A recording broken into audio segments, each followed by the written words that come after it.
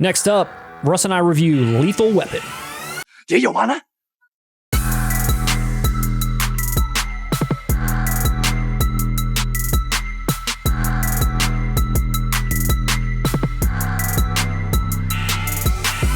Welcome back to 4K Kings. My name is Matt. And I am Russ. And today we are back with another movie review, this time for Lethal Weapon, the 1987 action film about two mismatched LAPD police officers who team up despite their differences to solve a murder case.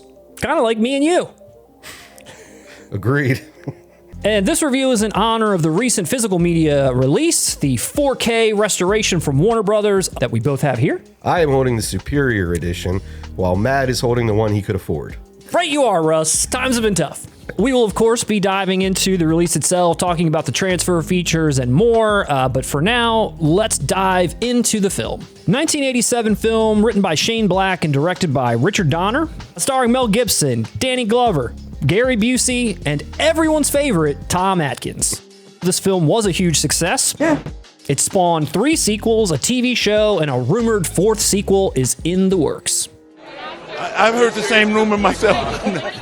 Russ, this film you have been a fan of for many years. I have never seen. I just recently watched it for the first time. So this is going to be a very interesting review, I think. It is. I've been waiting a good 3 decades to discuss this film with you, Matt, and the time has finally arrived. Mainly, my whole experience with this film, it was very positive. I have maybe one minor nitpick that I would share towards the end, and maybe you could tell me if there's anything that you would do differently about this movie. I don't know that you feel like it's a perfect film, but I guess we'll find out. But the one place that I definitely wanted to start, which I think is obviously the backbone of this series, is the two characters, Mel Gibson, Danny Glover, their partnership, you know, what they're bringing to the table, what their collaboration is like, what their vibe is like, their dynamic. Those are the kind of things you can't even dream about. They just happen in a way, you know what I'm saying? Dude, that chemistry is right off the bat. Even as a child watching this, before there were multiple sequels, it felt immediately familiar. I felt like you know these guys just from 2 seconds of seeing them on screen. That is a testament to what great performers Mel and Danny are. Like, both of them together are outstanding. And me going back in time and watching this movie for the first time, obviously this came out in the 80s, it really is very evident that so much that came after this and the action genre and buddy cop genre and so forth, totally inspired by these two who are at odds, which is like a trope at this point. It's not technically the first. I would give that honor in this style, in this tradition. I would lay that at the feet of 48 Hours, because 48 Hours, I think, is the OG of this style. But what you just described, why this one was more the trendsetter, this softened the edges of 48 Hours. Mel Gibson isn't calling Danny Glover racial slurs in this movie. 48 Hours was rough. What I really focused on a lot here is Mel. I mean, I like Danny Glover too. Don't get me wrong. I think he's a great actor. And I think he's great in this. But Mel, at his most unhinged, his energy, that just fierce look in his eye, the way he just delivers this kind of a character, I think is what honestly makes him great, and like what made him great then, and maybe even informed later performances. He obviously had the Mad Max trilogy behind him, but a lot of dramatic stuff, some interesting like dramatic stuff. Nothing like this. Hey, you want to see crazy? I'll tell you. For a mainstream blockbuster film, this is the most realistic off-yourself attempt I've ever seen. Not an art house film, not some indie film. I have never seen a performance that intense in a film like this. Have you? I grew up watching this. I didn't know Mel Gibson had these lunatic tendencies. I love Mel. I'm not making fun of him. But like, dude, he's got some alcohol problems, some violent. He does. Yeah. Now when I watch it and I watch that scene, I'm like, whoa, how much of this is acting? Knowing Mel now, I believe that gun was really loaded. Dude, knowing him now, he comes over to our barbecues all the time. Dude, we go fishing. He's an awesome dude. I'm just saying his public reputation. Absolutely. Not our buddy Mel. It was a very committed performance. The suicidal tendencies, him jumping off a building, that electrocution scene, all the hand-to-hand combat stuff, which I read he trained in like 3 different martial arts to be able to perform some of the things that he did in this film. All those examples you just gave, they're not superfluous. They set up character development. That attempt that we're talking about, we're learning a big thing. We have to learn that he's not faking this to be registered in the department. When he jumps off the roof with the guy, right? That's when Danny Glover learns, wait, he's not faking it. Like I said, these are all story beats. They're exposition while being great character moments. Yes, it explains so much just through actions and not through words. Yes, God, we don't get that in movies anymore. Not anymore. Danny, I'm too old for this shit Glover. At the time of this movie, he was 41 years old, playing a 50-year-old on the verge of retirement. Why did people look so old back then? Like, I'm 2 years older than Danny Glover when he was in this movie. Look at him here. 50. Fairly early on in his career. I had known him from Silverado prior, which I really liked him in. And the movie he did right before this was The Color Purple, where he's a complete asshole. The Color Purple was his breakout. And then you have him doing this, which is completely the opposite of that character. It's really interesting how the casting went to pick these two and bring them together. Dude, Murtaugh's family is perfectly cast. Everyone. That feels like such a warm family right off the bat. You get to know them and spend more time with them in the sequels as well. But I mean, everything feels so real, warm. You know these families, you know these people. And you have to care about this family because they're tied up in it in a way towards the end. He is a great family man. He's got a reason to live. And it would be hokey as shit if we didn't believe it. I agree. But like I said, it's just you feel it. Before Busey got goofy, dude, I was not expecting... He's pretty goofy in this.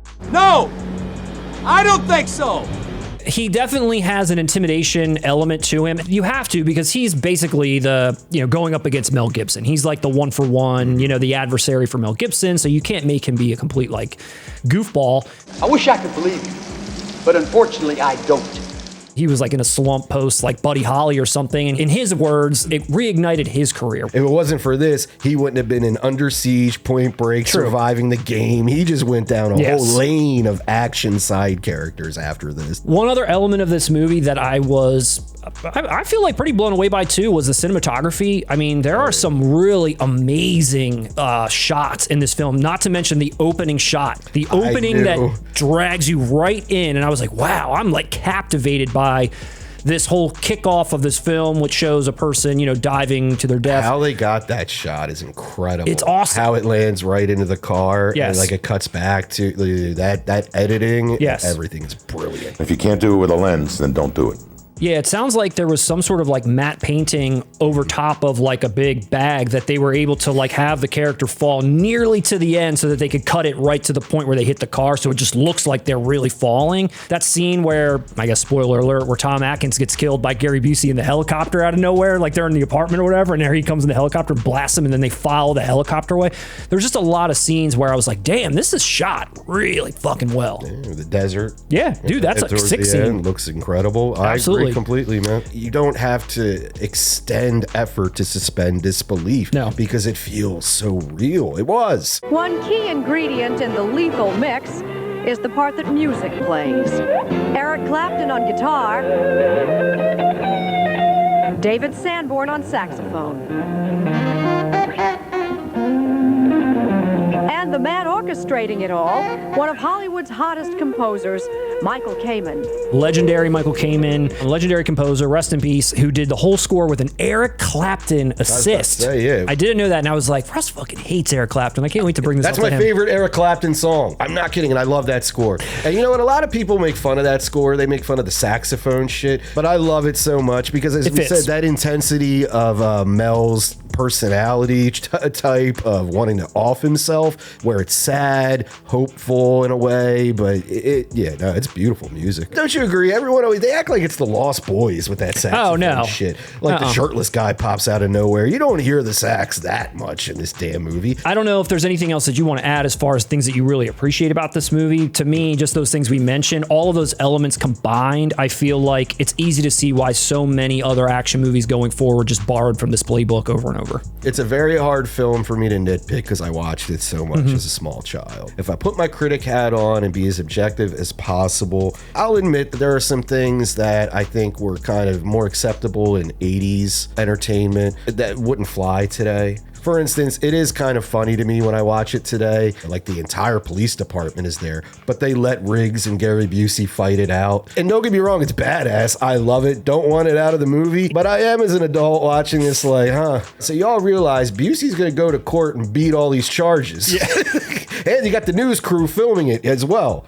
Like, this is probably a bad move. The one nitpick outside of that, I feel like the movie starts off so awesome in terms of setting up this mystery or this case that they have to solve, that I almost feel like it's a little bit in the background to them. They really do set this up to be like, man, this is a cool mystery. Like, what the hell is going on? I feel like that's such a nitpick only because this movie, it's about them. You know, like to me, like thinking on it after the fact. Actually, you know, it's funny. I agree with you. You asshole! You're right. Ultimately, what everyone loves about this movie is the relationship. It's Danny Glover and Mel Gibson. It focuses more on them. And it's so strong, where the second half is kind of wrapping up the plot. Right. Which the first half, we're more blown away by the character moments than we are any plot setup. That's a good point. That's something I can't see. Yeah. You had to tell me. Yeah. Because I've grown up with this. The plot is not as gripping as the characters, and then the second half of the movie is focusing on the plot. There's all these asides to show like who they are, and I liked all that stuff, but then the case itself, when they're trying to finally wrap that up,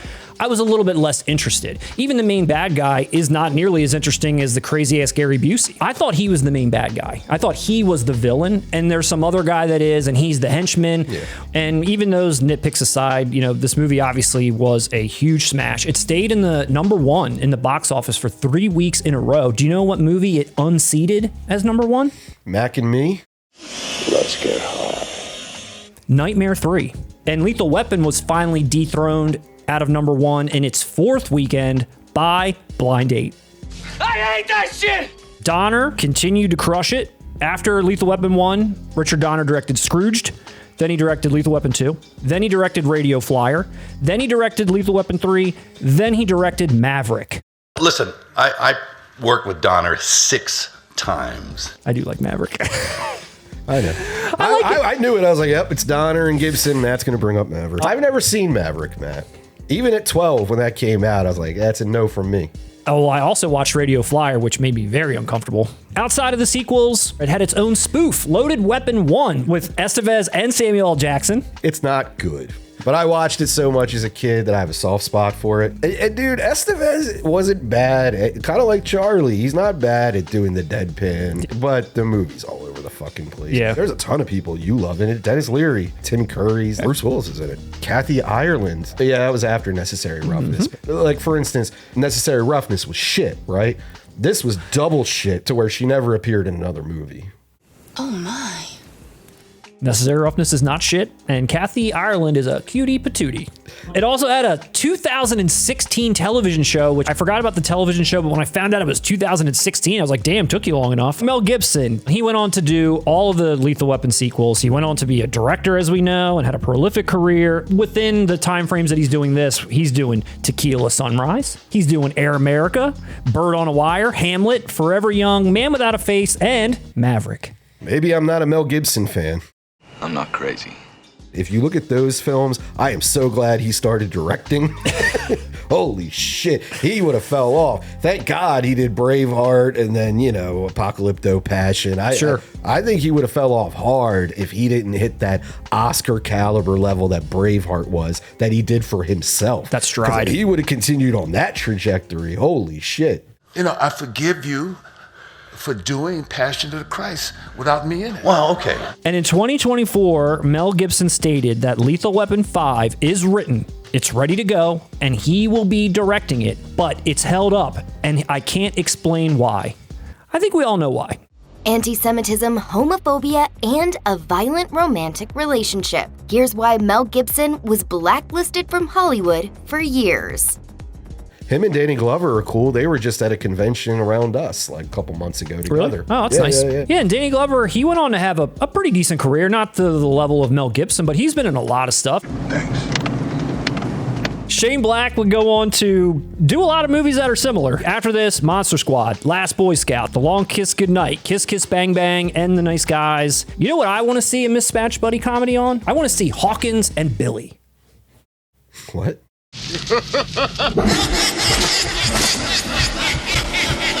Dude, I love Predator 2. But it's not really on the level of like we're naming characters and stuff. Dude, like Hawkins and Billy, remember he's like telling him that dumbass joke and he's just like looking at him like, get the fuck out of my face before I kill you. Like, I'll fucking rip your head off. He is the most out of like the pocket character in that whole thing. Everyone's jacked and he's just a scrawny dude. Who else is in Predator 2? That's got to be Predator 1. Oh, shit. Hawkins is Predator. Oh, fuck, dude. I'm fucked up. Fucking A. Now that we've wrapped all that up, let's talk about the physical media. We're here to support physical media. We're here to represent and tell everyone at home, yes, it's a great movie, but don't watch it on streaming. Watch it in its most pristine version possible with the home release of Lethal Weapon. It's also right here in this superior edition home release of Lethal Weapon. Do you regret not picking this up? Because it was a blind buy for me, I hesitated spending the money that one cost, even though that outer box looks sick and with the plastic sleeve on it is awesome and how their eyes glisten, great. I'm not a fan of that steelbook, even though that is a cool scene in the movie where he fires and shoots the smiley face on the target. I felt like this made more sense since I wasn't sure what I was getting into. This and its sequels have been released like a dozen times. 1997 was the first time it came out on DVD. The director's cut finally debuting in 2000. 7 additional minutes, including a scene where Mel dispatches a school shooter and takes a prostitute home to watch The Three Stooges. Which I've done a lot in my life. Fans have been dying for a 4K release of this. When this got announced, this was a huge topic of discussion on our live streams. I saw a lot of people just ecstatic, and I think there's a lot of people out there too that are waiting for like a box set of this, which I can imagine will probably come at some point in time. I predict next year we're going to get an announcement of a film box set of this, yes. I think we're going to get the Nightmare on Elm Street treatment with this. Because they know if they put it all out, everyone who's going to buy one is going to buy the set. So let's milk one, then the set. And they gave you a nice collector's edition for one if you didn't want to own the other ones, and that's nice. Exactly. I do like that. And taking a look at the film itself, discussing the transfer a little bit, I haven't seen any other releases. I'm going to say that right now. So it's hard for me to say what kind of an upgrade we're looking at, but to my eyes, this film looked excellent. It looked warm. Like LA looked hot. Like I think we've said that a few times about movies that are like where the location is also a big part of the film itself. For a film shot in the 80s, there wasn't any noticeable softening, DNR, any of that stuff. There's grain there. I have seen a few reviews that all basically give this high marks, with some people kind of talking here and there like I wish the grain was this or I wish the color was that. But for the most part, there isn't anybody out there dogging this release whatsoever. So in general, it has received a lot of positive reviews. I feel like it looks awesome. Each cut has got Dolby Atmos, which gives a really great depth to the audio itself, the explosions, the helicopters, just the action, the things that are going on, really brings you into this world. In general, I can't say anything negative about what I saw here, and to my first time viewing, I thought it looked impeccable. Now imagine my experience. I'm the kid who grew up with the VHS, with the gray case and all that. Yep. I watched this on a CRT television. And the releases themselves, whether you get the regular, whether you get the collector's edition, which I believe at this point is probably sold out, it's a great edition to pick up if you haven't picked it up already. It even comes with the death certificate from Riggs' first wife. So if you are an action fan, if you're a buddy cop film fan, if you haven't seen it, you owe it to yourself to watch this movie. If you liked Lethal Weapon, if you like this review, if you want to see more reviews like this, take a look at other videos that we have on our channel. We live stream every other week. Come hang out with us. We talk about Blue news, reviews, movie news, and so much more. And if you haven't done so already, make sure you're subscribed to the channel. The day Matt and I hit 20K subs is the day Lethal Weapon 5 finally gets the green light. Your thing, pal.